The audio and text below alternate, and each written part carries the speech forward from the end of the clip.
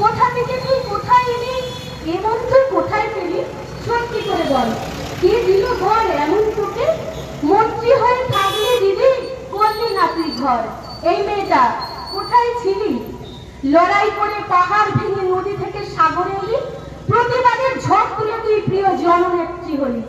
বীরভূমের তারাপীঠে ছোট্টবেলা কাটিয়ে দিলি, কিশোরী হয়ে কালীঘাটে মায়ের কোলে আবার এলি।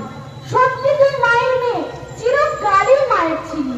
অনেক আঘাত অনেক ব্যাঘাত সহ্য করে বড় হলি। ছাত্রী জীবন থেকে জানি রাজনীতিতে ঢুকেছিলি, সব ছিলি তাই মানল সবাই, ধীরে ধীরে নেত্রী হলি। প্রথমবারে দাঁড়িয়ে ভোটে বটবৃক্ষ শুয়ে দিলি, সবাই জানে সেই ইতিহাস, সোমনাথকেও হারিয়েছিলি। ব্রাহ্মণদের বিদায় ঘন্টা প্রথম তুই বাজিয়েছিলি, স্বৈরাচারী শাসক থেকে ঘোল খাইয়ে ছাড়িয়ে দিলি। 34 বছরের বদ্ধ ভূমিতে মুক্ত হাওয়া বইয়ে দিলি।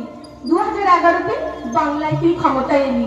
এই মেয়েটা কোথায় ছিলি, কোথা থেকে তুই কোথায় এলি, মুখ্যমন্ত্রী প্রথম হয়ে কাজের বহর দেখিয়ে দিলি। প্রকল্প আর উন্নয়নে তাই তো সবার সেরা হলি। তোর প্রসূত কন্যাশ্রী বিশ্ব সেরা তকমা পেল। ছাত্র ছাত্রী যুবক যুবতী সবাই সমান সুযোগ পেল।